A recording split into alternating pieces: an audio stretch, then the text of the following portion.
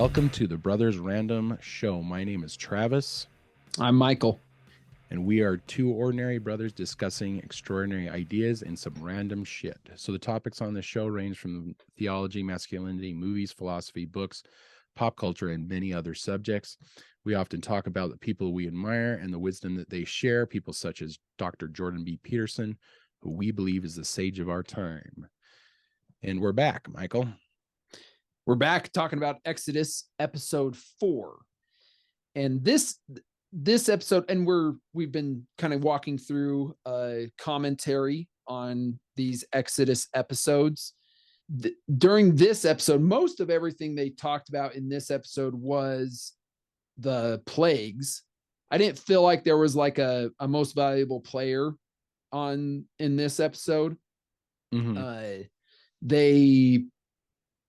What was kind of your first take in your notes? Horowitz comes up with some really good stuff. Greg Horowitz, who's part of the seminar, and there's like a bunch of luminaries that Jordan Peterson got together, and you know, for the listening audience that just tuned in, you know, you and I were both raised on a polygamous compound, and we pretty much struggle with religion. And so going through this Exodus seminar that Jordan Peterson put together has really helped us out. So in that regard, and it's also very interesting. So Horowitz, let's get into it. Horowitz posits what I put down is they talk about the 10 plagues and Egypt and how they correlate with Egypt's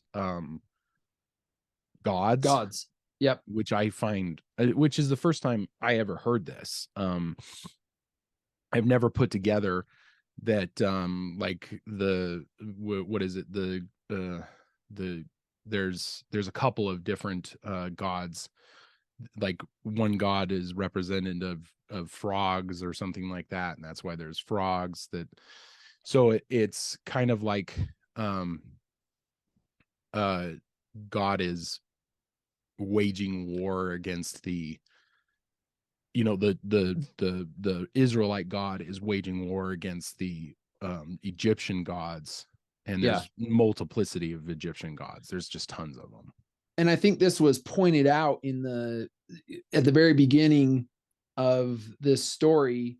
Moses throws down his staff and it turns into a snake, and then the Egyptian priests throw down their staffs, and they do. It's always depicted as 2, but I don't think it actually says how many. It just says plural, and the Moses's snake consumes the priest snakes.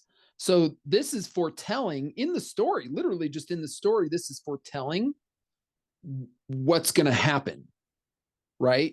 Because the God of Israel brings these plagues, and consecutively these plagues each are attacking an Egyptian god. Mm-hmm. So in a sense, this whole thing is kind of talking about the I guess you could say the Israelite faith or the Israelite ethic consuming the Egyptian faith or the Egyptian ethic, right? Yeah. Which should happen, like, due to the story. The Egyptians have started out with killing their babies, enslaving them, but then also killing their babies. Well, that's the first plague, right? Is the is it the first plague? The last plague. The last plague. Well, the blood is the first plague. Okay, so the blood, water to blood. Yeah, but the blood in the Nile is mirroring the murder of the babies because they threw them in the Nile. They talk about that this is because they took all the babies and they threw them in the Nile, and this could be kind of commensurate of the same and a starting out with blood, but then also at the last plague is every firstborn Egyptian dies. Egyptian child dies. So that's the last one. That's the 10th plague. So they're both mirroring almost. It's probably, it's like one of those things where if you commit a crime against humanity, let it be, kind of brought back to you tenfold. Yeah. Right. Which is interesting, because there's all these like kind of metaphorical things, right? Mm-hmm. So when it comes to the plagues, like the metaphor of them attacking, they all have something to do with a particular Egyptian god. They all have, it's 10, there's 10 of them. So they mirror a little bit, the first and the last mirror the death of so it's the sins, kind of their sins against justice. The Hebrews. Yeah, right. It's God's justice. It's basically saying, maybe it won't happen right away, because who knows how at this time Moses is 80, right? So it took God 80 years to get back at the Egyptians for killing their babies, right? So it's an atrocity. And they've probably been suffering ever since. The entire generation was wiped out. And so God finally goes, I'm going to get back at you guys. And so he starts with the blood in the Nile, and then he ends with the firstborn. Do you think it's so much? Do you think it's so much God getting back at them, or do you think it's? I think it goes back to Jewish justice. I think that's why I think so. Christians are more quick to forgive than Jewish people. Jewish people tend to go, and this is generalization, of course, and I don't want to get a bunch of hate, but what I'm trying to get at is that they're more justice oriented. They're like, this happened and we are mad about it, and we deserve justice for it. And I think this is ingrained in them because of God going, it's coming back on you tenfold. So with all the plagues, they're basically, this is God's justice for all the years of oppression and in slavery. So first of all, it's the slavery thing, and then and second of all, it's the killing of the babies, the murders of their children, of the innocent. Nothing makes God more angry than the murder of innocents, I think. I'm the point of my question is more that, is it, and this kind of goes back to just theology in general, is it might be less of, bearded guy in the sky getting mad at you, and more of the God of nature has a cause and effect of reaping on you what you have sown. Yeah. Well, and that goes back to the personal. So if you're as an individual person a tyrant to yourself or to people around you, it's going to come back on you tenfold. I guess it's a bit of karma, right? Like karma, people who believe in karma. I mean, and I don't know how accurate that is. You like to think that Nazi Germany got what they deserved, but I don't know. I don't know if it was equivalent to the atrocities that they caused. I mean, I know, didn't a bunch of the Nazis actually flee and end up in South America? Yeah, a lot of them did. And so maybe a lot of them didn't get what they just deserved. Probably didn't even, didn't get their justice. I don't know. Yeah. Who knows? I mean, one thing I liked that was pointed out is that the plagues would have so if you exclude the last plague, all the plagues followed a 3-3-3 pattern of warning, warning, no warning. Right. So, and I liked how they were talking about the fact that basically, I mean, if you're warned twice, then then it's it's you. like it's on you, right? You were it's on warned Pharaoh. twice. Yeah, you were warned twice, and then this is going to come. The third one's going to come at you, which is an interesting. Just happens. It's like baseball. 3 strikes and you're out, right? Yeah, I mean, I didn't even think about that, but well, it reminded me of baseball because you're interesting. It's yeah, that's what it reminded me of, because it's this idea that you've got 2 tries and the third one's your last try, right? Yeah. But I mean, God still gave him, well, and what he kept saying is, so Pharaoh kept relinquishing on his word, right? He kept going, yep, okay, I'll let you go. And then just stop the plague. Yeah, stop the plague. And then the plague would stop the plague. And the plague would stop, and then he'd go, no.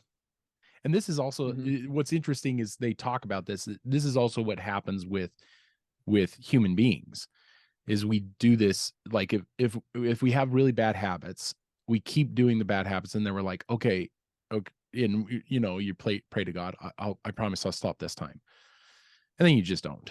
Right. And then so your life doesn't get any better because you haven't stopped the bad habit. Like this goes into drug use or alcohol use or pornography, whatever, all these things that is bad in a general sense. Maybe it's not causing harm in the moment, but it will cause harm down the road. Right. Yeah. I mean, it's the same concept. So, what did you think of they had in passing, they had a little discussion on prophets and the translation. And Dennis Prager, he says that to the Hebrew, a prophet is a future teller. That's actually the meaning of a prophet. Yeah. And I think it was Greg Horowitz that said that in the Greek, the prophet is a proclaimer. So it's that kind was of that was Douglas Headley, I think, said that. Was it? But anyway, and it was a what? I'd say that again. A proclaimer. Right? Oh, okay. Yeah. Okay. He proclaims something. Okay. Right. Huh. So, and they say that because Dennis points out that in the Hebrew, saying it was Aaron was said that he would be the prophet, and the Hebrew translation is actually just the spokesman, the mouth. It would just be spokesman, and he's like, I never understood why the King James version went. Sorry, what did you say? The mouth of Sauron. Right. So the prophet. Yeah. So that I think works better, because the leader is actually Moses and Aaron is just his errand boy. Spokesman. Yeah. A spokesman would have been a better fit. Yeah. But I feel like we growing up on a polygamous compound, growing up in a Mormon offshoot, but Mormonism, I think Mormonism in general has a different, to be honest, it would be interesting to, talk candidly with somebody that's still active in the LDS church of what their view of a prophet is. And I think they would probably say the person who speaks for God, or God, the ultimate leader. Them. The ultimate leader is what it is. And the problem with that is that I think maybe most of the LDS church presidents have been good men, but what happens when you get a bad man in there in a leadership role with that much power? Right? This is the issue that we have with our presidents, right? We're ceding too much power to one person. Yeah. And when you do that, the whole point of our governmental system is to not cede too much power to any one person. Yeah. That's And the checks slowly and that balances. person, checks and balances. Yeah. Slowly that person has gotten more and more power. Yeah. Probably since the onset of what, probably, I mean, it probably started in World War II, but like slowly they've gotten way more power than they ever were intended to have. And this happens all of the time. The Senate in Rome was supposed to rule the country, and then it slowly went to the emperor, and it became more and more emperor based. And this happens, the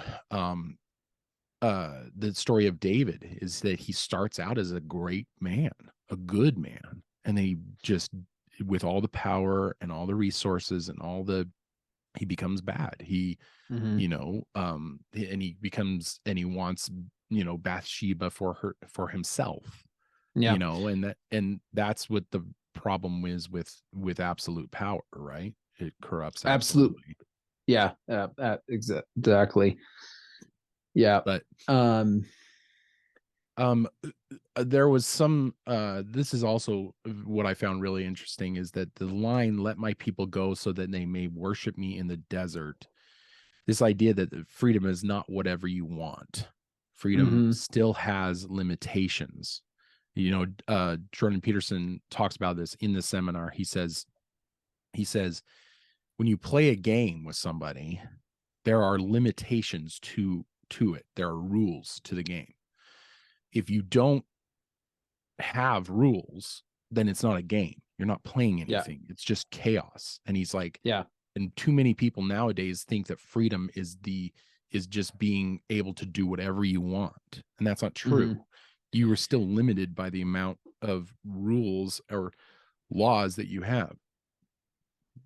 And the children of Israel go through these growing pains of once they get out of Egypt, bondage. Yeah. They really do. You see a lot of growing pains, and they'll probably get to some of this stuff, but these growing pains seminar that happen, and they end up, wandering the wilderness and not being able to go into the promised land for 40 years as basically as punishment. And so and to his point, he says, it's not just freedom, it's freedom to serve something higher. That is why God is calling them out of the bondage, is so that they can serve. And this kind of goes to the fact that freedom is, you find freedom. Jocko Willink says this: you find freedom in the discipline, right? Yeah. And I think that goes for the story. And I think this is what's wrong with society now, is that we've given out so much freedom that people don't have they've gotten to the point where the higher good, there is no higher good in their lives.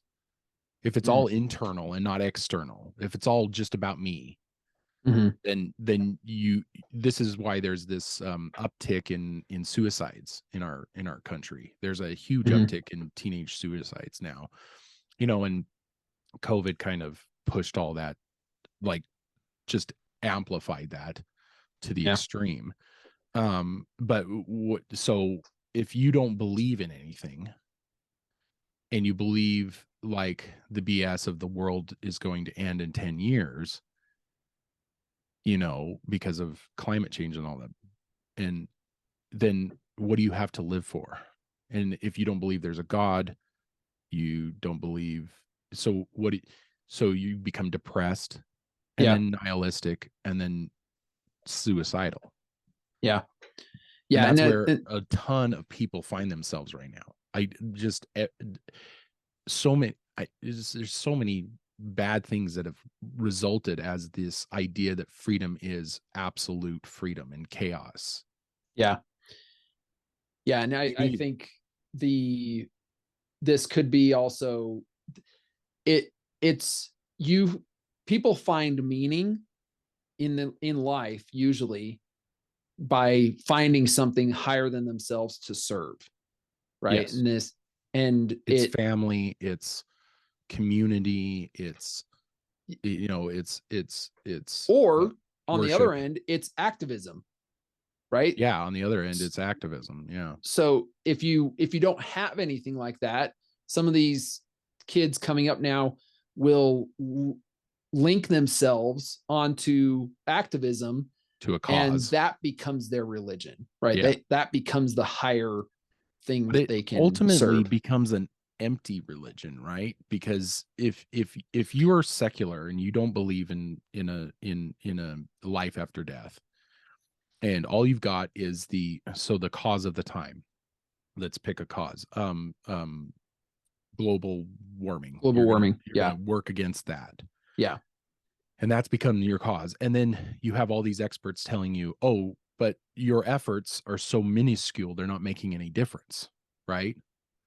So now you become depressed because you're not doing good in the world. You've alienated yourself from family members and stuff like that because you're so obsessed about this. Yeah. Like, and then so what do you have to live for? Then you become suicidal and nihilistic, and you're unhappy. And that's a sad reality that I think a lot of young people find themselves in. You know, maybe we could be seeing like a turning of the tide. There could be I think COVID ruined enough people's lives that they're maybe working towards, maybe people are cluing in and going, oh, you know what, maybe religion in my life, maybe I do need a bit of religion in my life or something. Yeah. Something and to your higher point than myself. To your point there, Jordan Peterson had I think it was Lomberg on talking about his, I think it was his book Apocalypse Never, and he, oh no, that was a different guy. Anyway, Michael Schellenberg. You're thinking of Michael Schellenberg. Okay, yeah. So I get them mixed up too because they both are kind of the trying same, to fix the craziness around the global warming. Yeah. And he points out that the Christians have an apocalypse, and the activists that are fighting against global warming have an apocalypse, right? But the problem with the apocalypse for the activists is that there's no savior. And when you die, it's over. Yeah. So the nihilism that comes with that is like next level. Yeah. And he points out that these kids have higher rates of anxiety, and they have higher antisocial problems, behavior. Yeah. So it's this apocalypse, this doom and gloom apocalypse that the media is feeding these young people. It really is hurting them. Yeah. Right. Yeah, I mean, and maybe their thought is that you are going to be the savior because you're going to go out there and be an activist. But ultimately, I mean, and even if you look at some of their own projections, is that you're not going to, it's over. Like you're not going to, no point. You're not going to save it. You're not going to save the it. apocalypse is upon us, and there's nothing we can do about it. Yeah. And it's it's nihilistic. And Jordan Peterson always says that nihilism actually leads to some really horrible things down the road. So this is the Cain and Abel story, right? Cain becomes nihilistic because no matter what sacrifice he makes, it will not be good enough for God. And so rather than improve himself and be better, he kills his brother. He kills his ideal. And that's what they're doing. That's what society is doing, is they no longer meet the requirements. They become nihilistic, and now they're killing off their ideals. which is Yeah. beauty. You can't be beautiful anymore. Right. Kill the beauty. Yeah. If you're fat, that's okay. Can't be wealthy. You can't be wealthy anymore. Yep. You got to give it away to the poor because your hard work doesn't matter. Mm-hmm. The ideals are going away, and we are seeing it in society, and it is a blight on society that I hope is in the stages of course correction. I hope. Yeah. Rather than looking internally and bettering myself, ideal. I will kill the ideal. Yes. Rather than meet the ideal, I will kill the ideal. It is such a bad place to be. Well, and this kind of, and to that point, a school shooters, that's a school shooter thought. They may not be internalizing it the same way, but what it is I'm going to go kill a bunch of my ideal is, so I hate my life so much that I'm going to go kill a bunch of innocent children because I can't meet my ideal, and they shouldn't either. I mean, you have to be in the most dark and disturbed way to do something like that. Like, just,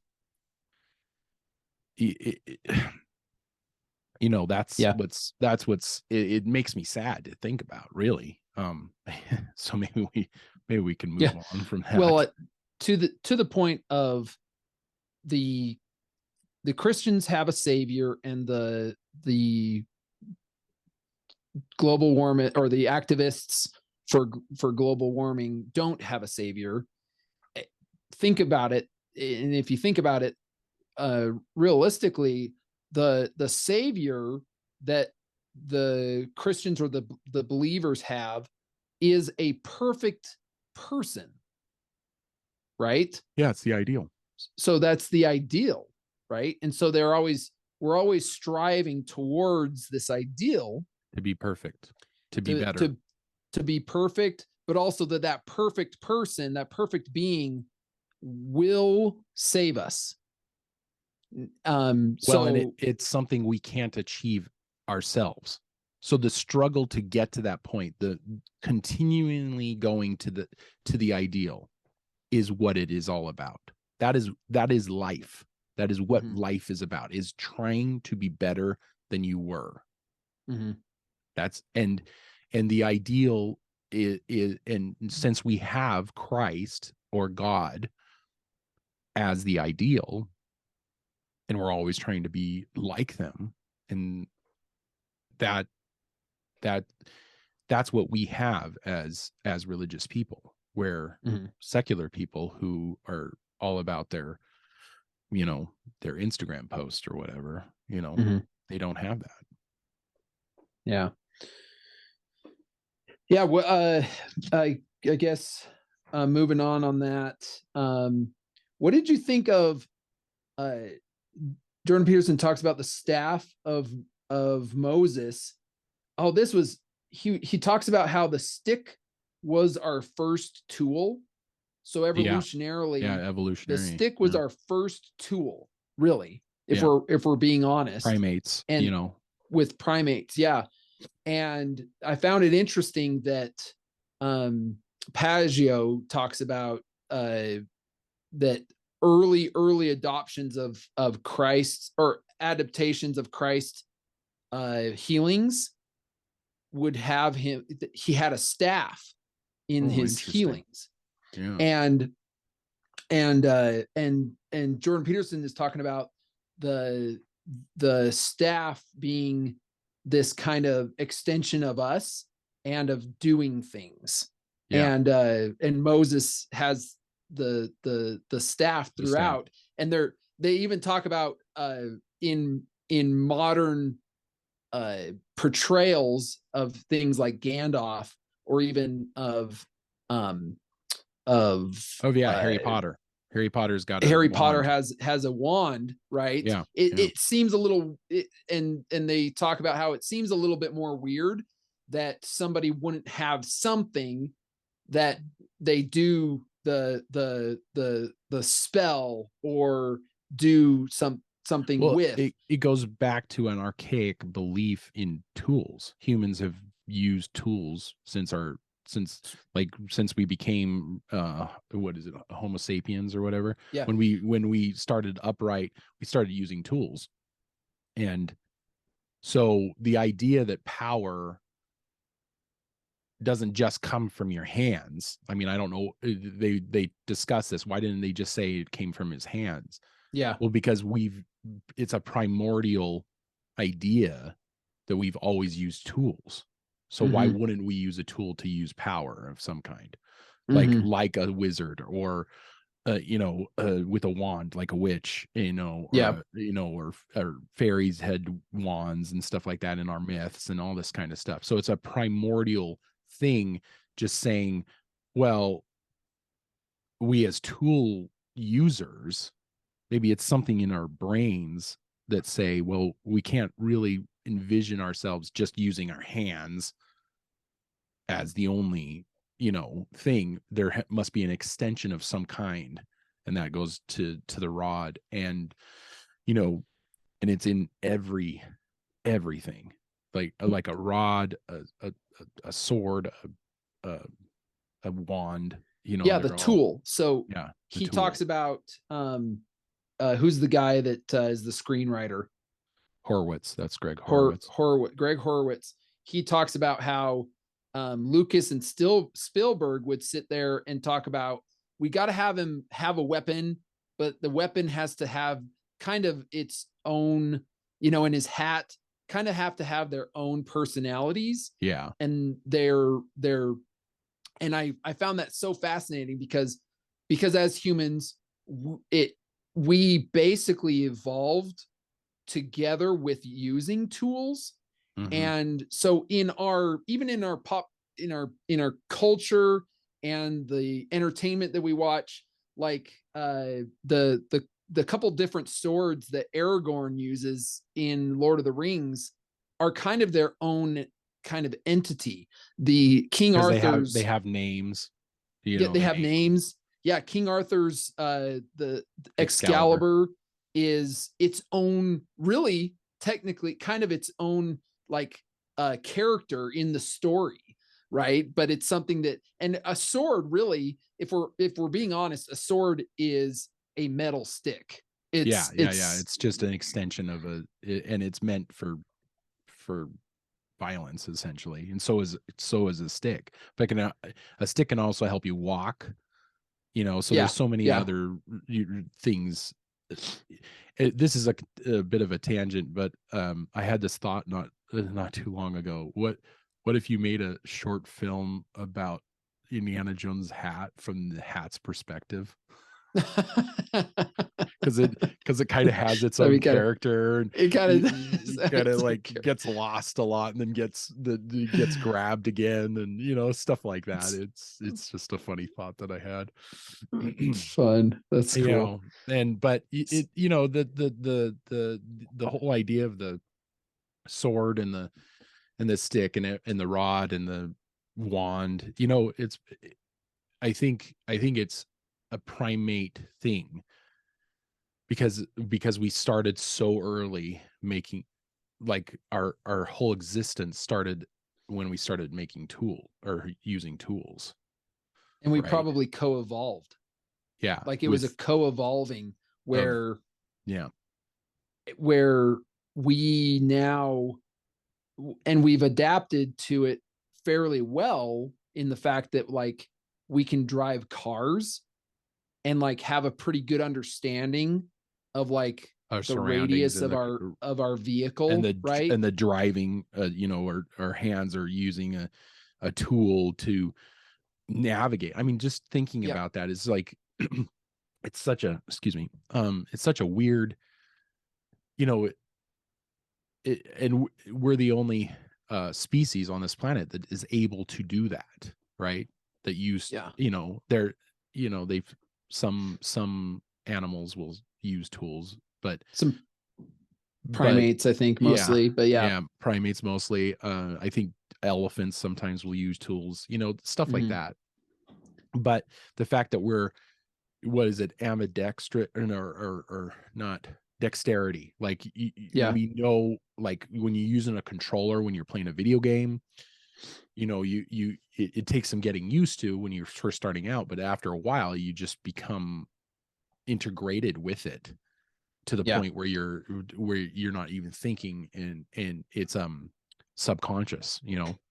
The same thing with maybe a walking stick, you know, you start walking, you use it subconsciously as a third limb or something like that, Mhm. or I should say a fifth limb.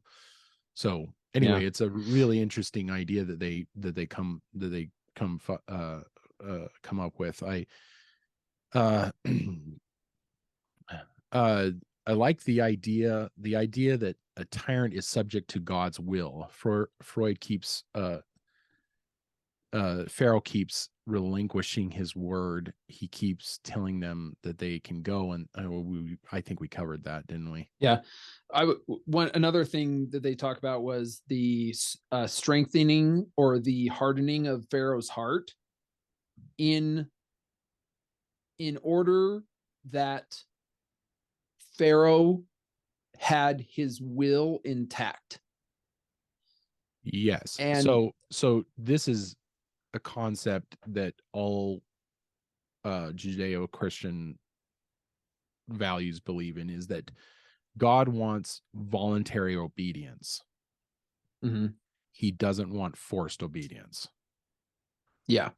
And so he kept, so the text actually says, and God hardened Pharaoh's heart. So they discuss this in the seminar to the point where they come to the kind of conclusion that God didn't actually harden his heart. He gave him the ability to harden his heart. So God can do anything, right? He can just snap his fingers and make the the Israelites free. But Yeah. he wants people to exercise their free will. Right.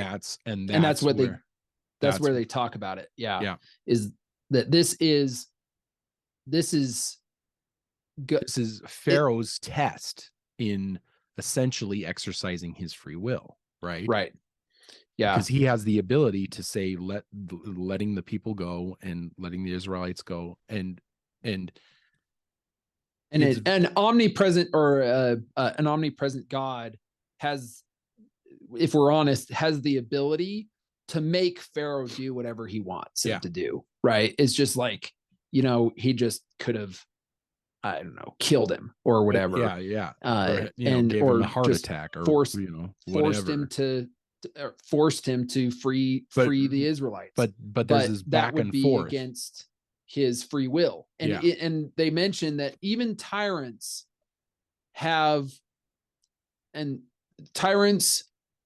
need to have their free will, just like all of us need our free will, that we're not forced to do things.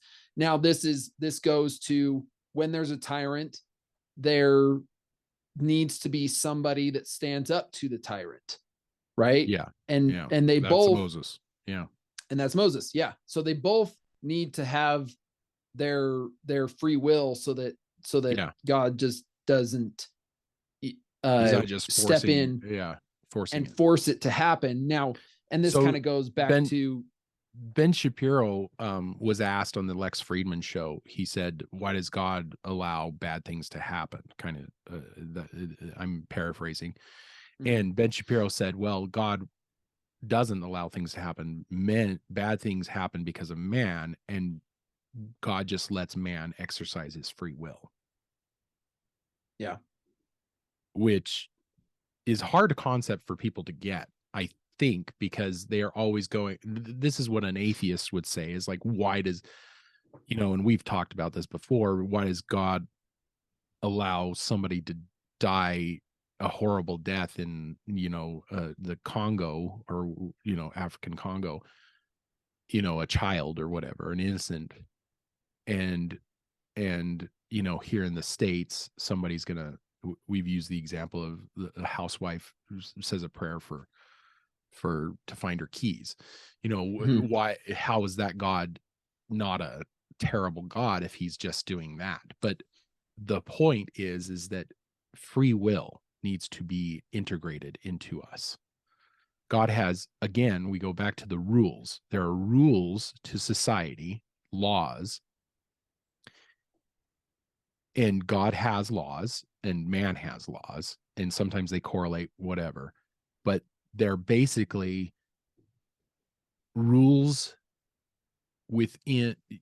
You get to exercise your free will within the structure of the game. Mm-hmm.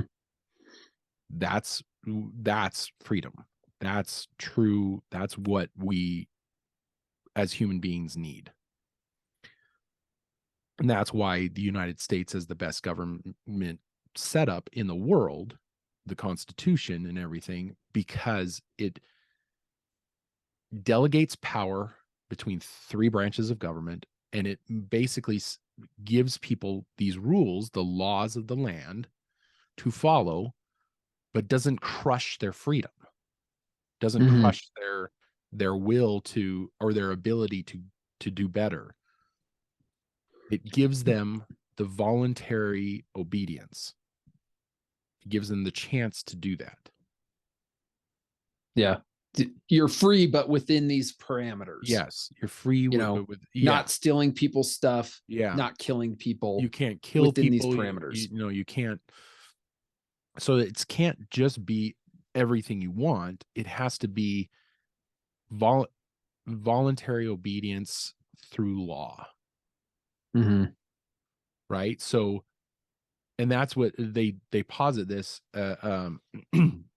as opposed to Pharaoh, who's forcing them in a slave. That's a slave environment. If you're forcing something, you're making a slave. Yeah. And I think that's where God, that's very interesting. The voluntary obedience is a very interesting concept that I quite like. Yeah. Did you have something else you wanted to? Well, I have Dennis Prager talks about a book that discusses the amount of atheists versus people who believe in God after the death camps and how they flip-flopped. Oh, I found that very interesting. So the death camps in Auschwitz and Nazi Germany, Dennis Prager talks about this book that talks about how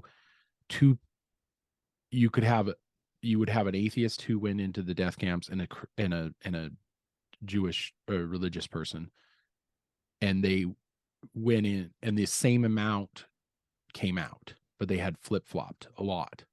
Oh, so a person who was a believer in God didn't believe in God, and a person who didn't believe in God went into the camps, came out believing in God, because almost the same exact number came out. Interesting. And what's interesting about that is it's almost like the challenges brought them to a different belief. That probably kind of would go in line with kind of Cain and Abel, right? It's like, how are you choosing to view this situation? Are you viewing the situation as, well, I'm going to come out of this hating the ideal, or does this make me turn to a faith? Yeah. I find that interesting. I don't know.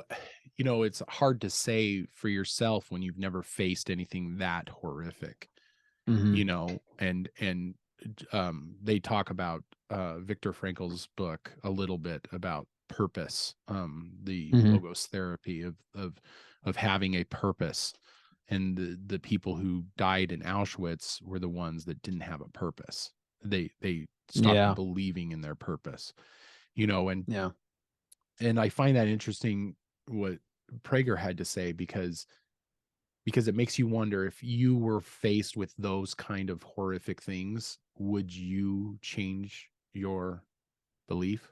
Would you no longer believe in a God? Because if you were faced with that kind of horrific stuff, it often, because I would say right now that in my life I'm struggling to believe in that kind of thing. Mhm. And then if you are in that state, does that mean when you go to, if I was to go into concentration camps now as the person I am, would that push me in the realm of not believing at all? Or would it push me into the realm of believing deeply? Hmm. It That really makes you think. it's a tough question, and my prayer would be that no one would have to go through Through anything that like kind of like a that. concentration camp to figure that out.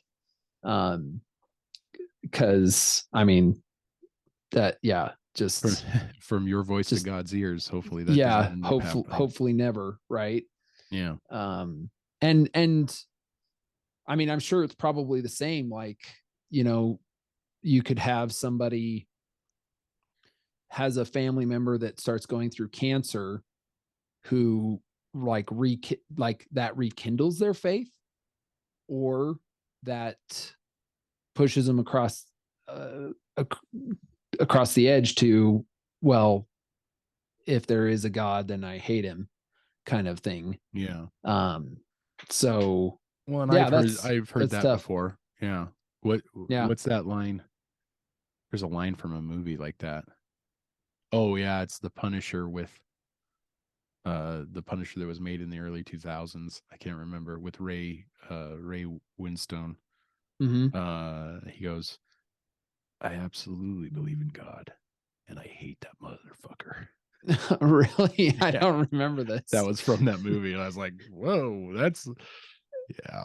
But Interesting. that's Interesting. just a Yeah. Well, nice, that what was did you think of when they were talking about how Hitler was kind of like a comedian, in the sense that so comedians go, they test out their yeah. material, and they'll see how the audience reacts to it, and then that lets them know kind of if they want to take that material and keep it in their set, right? Yeah. And they were talking about how Hitler probably did this. And this was in the context, I wanted to talk about this in the context of somebody mentioned, like, all the Egyptians were suffering through these plagues. This was affecting all of the Egyptians, and it's probably obvious that there were, I mean, there were children that were innocent in Egypt that this was affecting, right? Um and uh there was kind of a back and forth, in the sense that I don't know where I stand on it, because tyrants can bring horrible situations upon their people, and that I believe that, right? And in that sense, children are going to, innocents that are not in, that had no way of being part and parcel of the crimes, Mm-hmm. will suffer, right, on that front. Well, this is happening now, right? So we we as a nation elect a president who's incompetent, and now we have inflation that is choking the common person. I don't know if you've bought Right. something Yeah, at it's I don't know if you've bought something at a eggs. grocery store lately, but holy shit.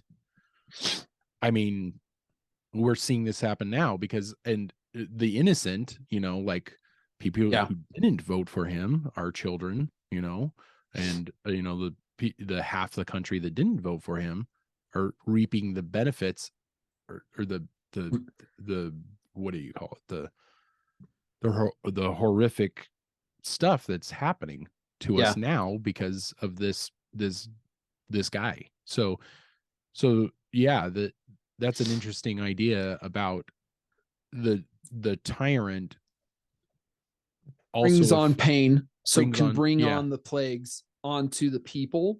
Now, Jordan disagreed with this a little bit, and he was saying that and this is where they talk about Hitler being a comedian in a sense, not a comedian, but like in a sense, Well, Hitler was soundboarding he was off playing his to the speeches. crowd. Yeah. He was playing to the crowd. So the crowd was, so he would posit an idea, and then if the crowd disagreed with him, he would know that, and then he would throw that out. Same thing a comedian does. Morphing. It wasn't just him that caused the Holocaust, because Jordan Peterson says that the people were so nihilistic that somebody else would have come along and taken his place. It probably would have. It may have been different. It might have been not as bad. It might have been worse. Right? Yeah. We don't really know.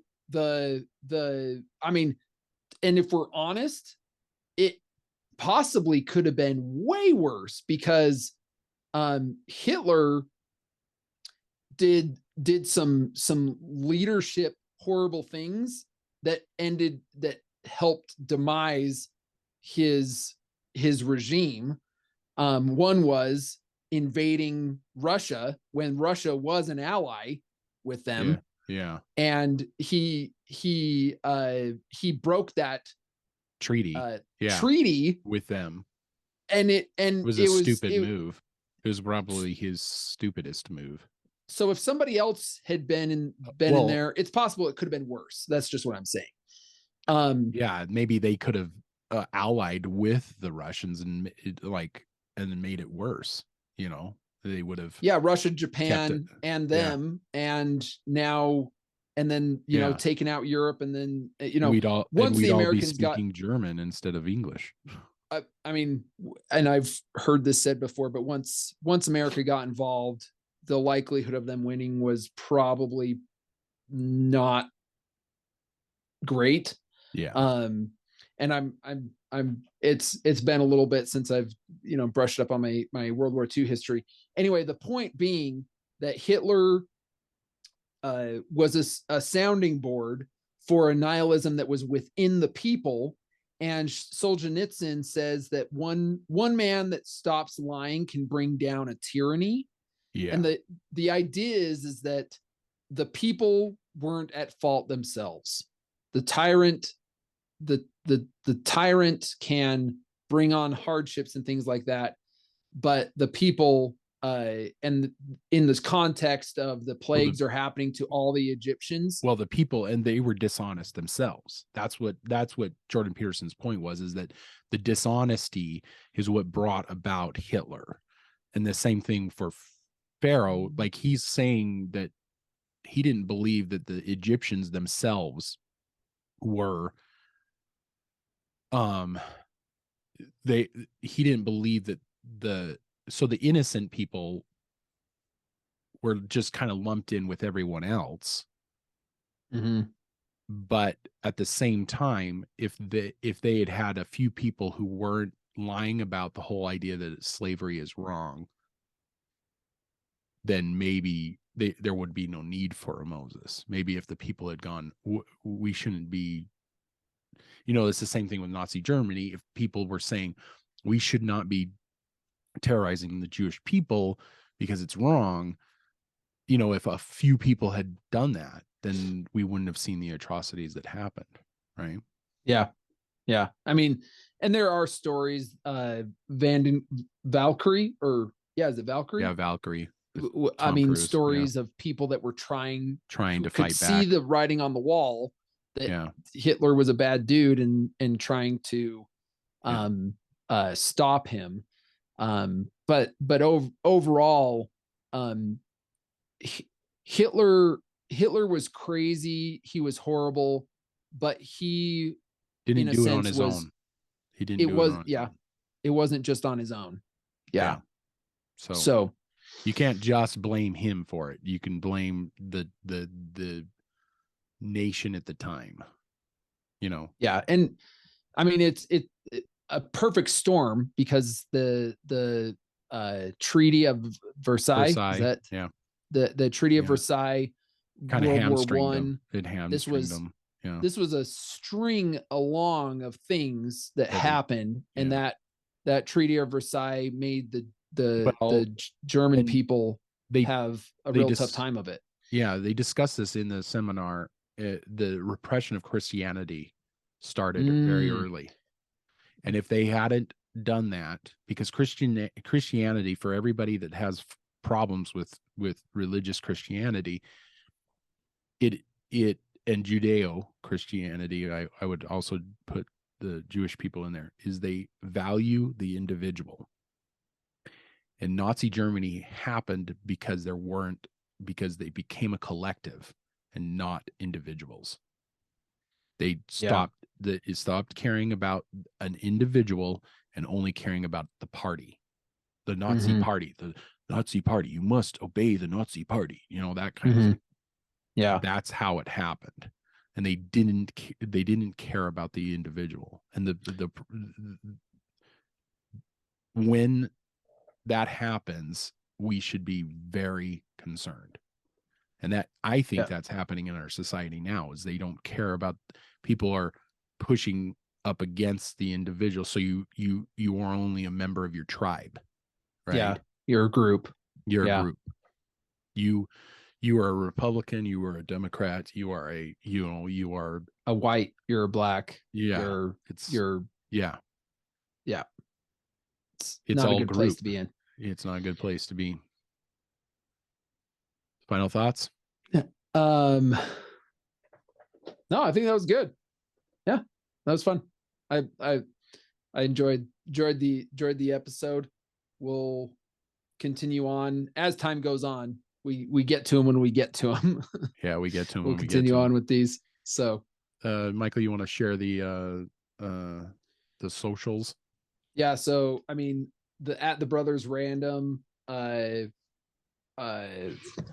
on YouTube, Twitter is at Brothers V Random, and Instagram is at the Brothers Random. We are on Spotify and Apple Podcasts. Obviously, we're on YouTube if you're watching this, and we beg, please subscribe, please share, please like. As Chris Williams would say, it makes me very happy. Anyway, I guess that's a wrap. Keep reading, keep listening, keep watching, learn more. See you, brother. See you, brother.